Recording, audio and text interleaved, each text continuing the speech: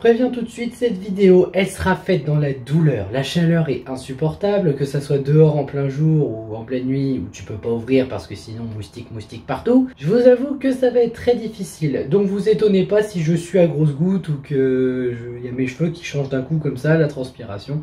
Je suis désolé, je m'excuse, mais vraiment je peux pas faire autrement.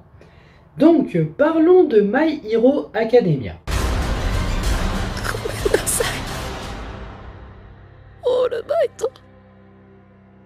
My Hero Academia, personnellement, je trouve que c'est un manga et un animé très populaire et à juste titre. On a à la fois l'animé, pour ma part j'ai surtout vu les 3 premières saisons, la 4 je l'ai pas encore terminée, j'avais vu quelques extraits importants et j'avais vu quelques personnages importants mais c'est tout, et le manga je l'ai pas encore lu. En fait j'attends qu'il soit fini pour m'acheter tous les tomes et pouvoir tout lire d'un coup. En tout cas l'animé me plaît beaucoup et j'ai tendance à voir My Hero Academia comme le nouveau Dragon Ball. Dans le sens où c'est un manga marquant dont on va encore se souvenir plusieurs années plus tard. Pas dans le sens oh là là, univers Dragon Ballesque et tout, non. À l'annonce de ce deuxième film, je me suis dit qu'il valait mieux parler d'abord du premier très rapidement, mais vraiment très rapidement. Concrètement, ce premier film, j'ai bien aimé, mais je trouve qu'on le surestime sur certains points. Par exemple, le méchant, je le trouve gâché, parce que le méchant, concrètement, il a un beau design, il a de beaux pouvoirs, mais il n'a pas de motivation suffisante. Pour lui, c'est l'argent. Alors l'argent pour un méchant secondaire, je veux bien, ou alors il aurait fallu donner une raison valable qui veuille l'argent, je sais pas, sauver sa fille, ou je ne sais quoi.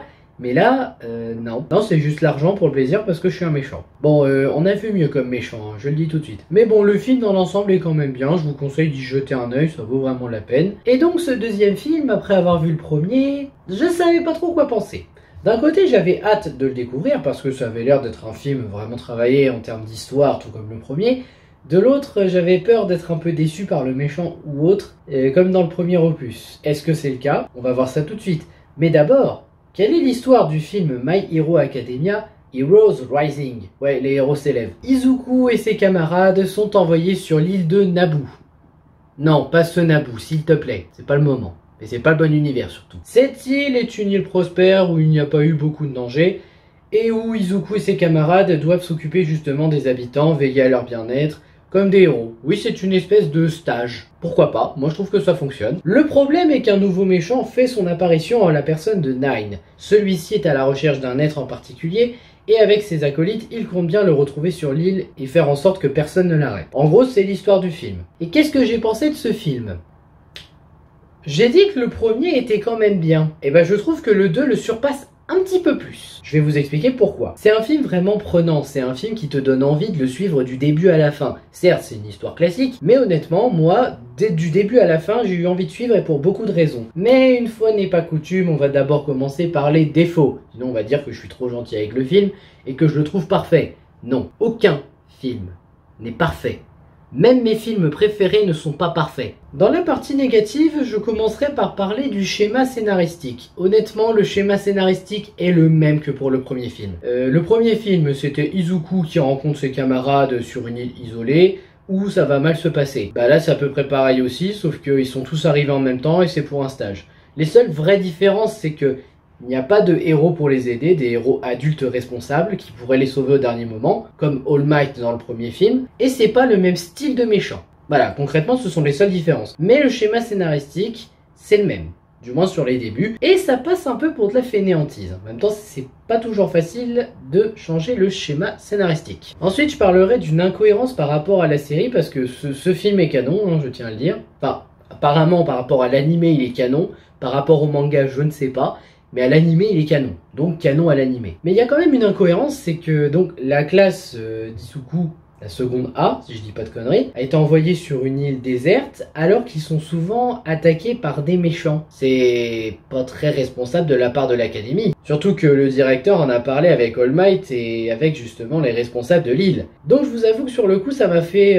c'est bizarre. C'est une petite incohérence, rien de dramatique, mais bon, ça fera quand même un peu tilt. Ensuite, l'autre défaut, et ça c'est permanent dans la majorité des films d'animation japonais que je regarde, l'animation 3D. Je ne comprendrai jamais pourquoi vous faites de la 3D. Bah, vous pouvez faire un film entièrement en 3D, c'est pas ça le problème. Mais là, la 3D qu'on voit est encore plus évidente et moche que dans le premier film. Le premier opus, c'était juste des ventilateurs ou des moteurs d'avion, je crois que c'était un truc comme ça. Donc c'était pas trop gênant. Là, toutes les scènes d'action ont des séquences en 3D. Alors oui, ça rend les scènes dynamiques, mais honnêtement, cette 3D, je trouve que ça gâche l'action. Bon après, certains aimeront peut-être, mais moi je vous avoue que le mélange 2D, 3D, ça passe pas parce que ça va pas. Autre défaut que je citerai, le recyclage de séquences. En fait, vous avez un plan où Tenya porte une vieille dame pour je ne sais quoi, juste il la porte. Vous la voyez au début, cette séquence, vous dites, d'accord. On la revoit à la fin, on se dit, vous auriez pu essayer de la faire un petit peu différente, au moins changer le sens, je sais pas, mais franchement, là, c'était la même plan pour plan. Bon, après, c'est une petite séquence de genre 2-3 secondes, hein, c'est pas un drame. Enfin, le dernier défaut que je reprocherais à ce film, concrètement, les moments fixes. Alors, oui, je sais qu'à l'époque, on avait des films d'animation, japonais, américains, français, ça dépend, qui faisaient des arrière-plans fixes, parce que justement, fallait économiser le budget qui n'était pas aussi élevé qu'aujourd'hui. Ok, ça je peux comprendre. Cependant, on est en 2020. 2020, quand tu fais un film d'animation, il faut qu'on voit qu'il y ait de la vie. Pour qu'il y ait de la vie, il faut du mouvement. Si tu me mets un plan où la caméra est en train de se lever, où tu vois Tenya, il me semble, qui est en train de bouger, mais que tu vois toutes les personnes au milieu de la pièce qui ne bougent pas d'un cil, même pas un petit mouvement pour dire je prends ceci, je fais ça, je vous aide à faire li ou je ne sais quoi, ça ne va pas convaincre. Pas du tout même. Donc oui, ça pour 2020, je trouve que ce n'est pas tolérable. Bon, c'est quand même un petit défaut, mais ce n'est pas tolérable. Encore une fois, on est en 2020, l'impression de vie, on doit l'avoir du début à la fin. Mais s'il n'y a qu'une ou deux séquences qui ont souffert de ça, ce n'est pas dramatique. Voilà, donc maintenant que j'ai parlé du négatif, on va pouvoir parler du positif. Oui, j'ai rien d'autre à reprocher dans le négatif. Alors évidemment, déjà dans les personnages principaux, on a les anciens qu'on connaît bien, à savoir Izuku Midoriya. Il s'entraîne toujours à fond pour devenir le héros digne du pouvoir d'All Might et pour devenir le meilleur héros possible. Mais juste parce qu'il aime aider les autres. Juste pour ça, il n'a pas d'objectif de se dire je vais être numéro 1, il veut juste faire de son mieux. C'est toujours un garçon attachant qui se donne à fond, et franchement, vu ce qu'il traverse dans ce film, il y a des choix qu'il a fait, c'était impressionnant. Mais je ne vous spoilerai pas, évidemment, je vais faire une partie spoil, comme souvent. En attendant, Izuku, toujours aussi attachant. D'ailleurs, je me permets un truc, quand je repense au début de l'animé du manga, où c'était vraiment quelqu'un de chétif, qui pleurait tout le temps, là, vous le verrez maintenant, vous dites, wow, il a bien évolué, hein. Et ouais, il a bien évolué. Izuku, il est plus du tout pareil aujourd'hui. C'est impressionnant. Évidemment, dans ce film, on a aussi Bakugo qui est un peu mis en avant, chose qui n'a pas été fait dans le film précédent, mais encore une fois, c'était dur de mettre tous les camarades en avant, donc ça peut se comprendre. Bakugo, c'est toujours un égocentrique qui s'énerve pour rien, qui est plus dans l'action qu'autre chose. J'aurais bien dit qu'il est détestable et que j'ai pas envie de le soutenir, mais vu que là, il a un petit développement intéressant avec une gamine qui n'aime pas les héros, mais lui il va un peu faire changer d'avis la gamine avec Izuku, on peut dire qu'il est mieux. D'ailleurs, il a un développement intéressant par rapport à Izuku aussi, même par rapport aux ennemis qu'il affronte. Là, c'est vraiment la relation héros-rival qui est mise en avant en fait. En attendant, Bakugo, il a une belle évolution intéressante à découvrir au fur et à mesure du long métrage. Tout comme Izuku. Ensuite, on a Maoro, j'espère que je le prononce bien. C'est une petite fille qui déteste les super-héros. Pourquoi? Je sais pas. Mais en tout cas, elle les déteste, hein, c'est limite un détracteur, une détractrice, je sais pas si ça se dit, je vais dire un détracteur au cas où. Donc c'est un détracteur des super-héros, elle ne les supporte pas, elle pense que ce sont des arnaqueurs, qu'ils leur mentent. C'est John Jonah Jameson en moins drôle et en gamine. Après, l'idée d'avoir mis une gamine qui déteste les super-héros, c'est une bonne idée, parce qu'il n'y a pas que des gens qui aiment les super-héros dans le monde, il y a des gens qui les détestent. Alors oui, il y en a qui vont me dire on aurait pu lui mettre une raison personnelle. Bah, c'est peut-être à cause d'un héros que sa mère est morte. On sait pas. C'est peut-être pour ça qu'elle déteste les héros. Je veux dire, souvenez-vous des Indestructibles avec les deux enfants là. Bah, c'est peut-être le même genre avec les deux gamins qui sont là. En tout cas, c'est une gamine qu'on comprend et qui a une évolution assez intéressante à suivre. Enfin, on a Katsuma qui est un petit garçon qui aime les héros, qui croit en eux, qui a toujours envie d'y croire. Et il trouve quelque chose en Deku qui lui plaît beaucoup, qui fait qu'il croit beaucoup aux super-héros et à son envie de devenir un héros. Honnêtement, j'aime bien ce gamin. Mais je l'aime bien parce qu'en fait, c'est un détail tout con, mais il me rappelle Izuku au tout début de l'animé. Vous savez, quand il est petit, qu'il admire All Might, on dirait ça en fait. Sauf que à la place d'All Might, il rencontre Izuku, il est de plus en plus admiratif, et il croit toujours en lui quoi qu'il arrive. C'est génial, comment on peut dire que ce gamin n'est pas développé? Au contraire. Le coup que cette fois Izuku ne soit plus justement l'admiratif mais l'admiré de ses yeux à lui, c'est une très bonne idée. Mais ces deux gamins concrètement, oui, ils évoluent grâce à Bakugo et à Izuku. Ils apprennent d'eux, ils évoluent, c'est beau. Bon, ce critère-là, je pense que je vais me faire allumer, mais je vais entièrement assumer ce que je vais dire. Les méchants sont bien. Nine et sa bande veulent le pouvoir d'un habitant de l'île, parce que ce pouvoir pourrait aider Nine à retrouver la totalité de ses pouvoirs, si j'ai bien compris. Et grâce à ses pouvoirs, ils voudraient construire un monde utopique, un monde rêvé où il n'y aurait ni héros ni vilains. C'est pas une mauvaise idée comme méchant. Déjà, c'est beaucoup mieux que l'ancien, encore une fois, hein, parce que l'ancien, hey, je fais ça que pour l'argent. C'est nul, c'est une motivation de merde, c'est une motivation classique. Au pire, encore une fois, il en fallait une secondaire. Mais là, on a une motivation qui se comprend. Changer le monde. En fait, le méchant, c'est une incarnation de Dieu. Et ses acolytes, je veux pas de méchants, mais on dirait limite les cavaliers de l'Apocalypse. Sauf qu'ils sont pas 4, là ils sont 3. Ou alors ce sont les 4 cavaliers de l'Apocalypse, tous les 4. Je sais pas s'il y en a un plus puissant que les autres d'ailleurs dans le lot. Ils ont le même objectif, c'est faire un monde utopique. C'est un méchant qui se tient parce que c'est le méchant qui se prend un peu pour Dieu et qui pense tout savoir parce qu'il a trop de pouvoir, et vu l'alter, oui, ça se comprend tout à fait. Mais il faut aussi que les humains se battent. En fait, c'est une belle manière de prouver que les humains, certes, ils n'ont pas les pouvoirs des dieux, mais ça ne veut pas dire qu'ils ne peuvent pas dépasser les dieux. Bref, ce méchant était intéressant. Pas forcément excellent, mais au moins intéressant. Concernant les relations, je les trouve bien travaillées. On a la relation Izuku et Bakugo qui est bien travaillée dans le sens où les rivaux apprennent tous les deux l'un de l'autre. Surtout Bakugo, c'est dingue comment là il apprend de Midoriya. Non, parce qu'avant, il apprenait pas trop de Midoriya, parce que vu que c'est une tête brûlée qui ne pense qu'à lui, là, quand même, il apprend. Mais aussi, encore une fois, par rapport aux enfants, Izuku en inspire un, Bakugo aide l'autre à croire en héros. Bon, Izuku aussi. Mais c'est beau de voir une relation comme ça.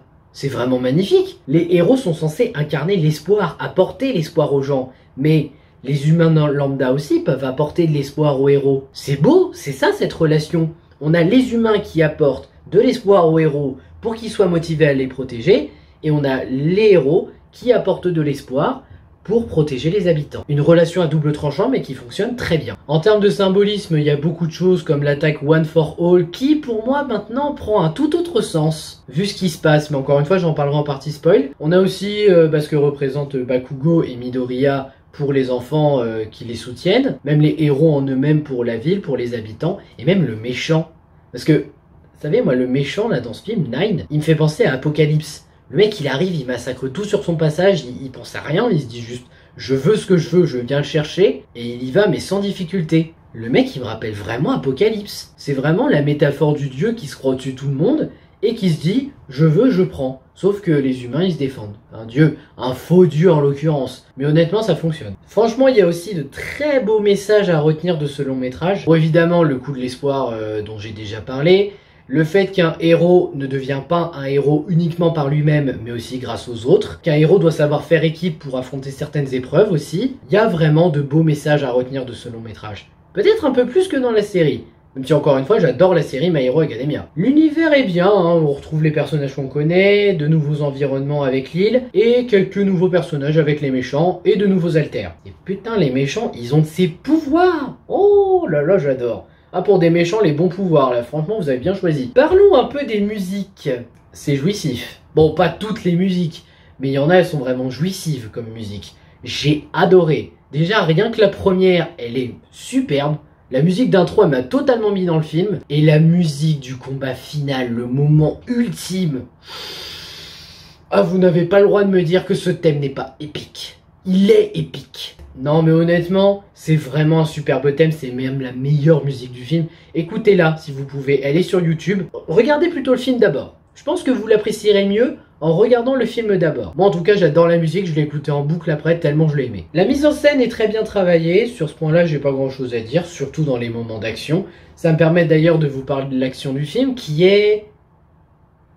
Waouh! Elle est encore meilleure que dans le premier film. Ça me fait mal de dire ça parce que j'avais beaucoup aimé le duo All Might et Midoriya dans le premier film. Mais là, ces scènes d'action, oh là là là là, mais Bones, le studio, il a bossé à mort, ça se voit, c'est vraiment superbe. Vraiment, l'action est magnifique. Et même en termes de narration, ça raconte quelque chose à chaque fois. Parce que oui, sachez-le, Un combat, surtout dans des trucs de super-héros, mais aussi dans des films normaux, hein, ça doit raconter quelque chose narrativement. Ça peut être moche au visuel, mais ça fait un défaut, mais ça doit raconter quelque chose narrativement. Par exemple, le dernier film 4 Fantastiques qui est sorti en 2015, en termes de visuel, les combats sont nuls, surtout en termes de chorégraphie et de mise en scène. Par contre, en termes de narration, là ils sont bien, parce que le combat raconte quelque chose. Là, les combats dans ce film-là, ça raconte quelque chose aussi, c'est beau à suivre, et on comprend ce que ça raconte. Et parfois même, c'est intense. Bon, après, c'est plus le combat classique du le héros doit se dépasser pour essayer de vaincre le méchant. C'est vrai que c'est le message classique.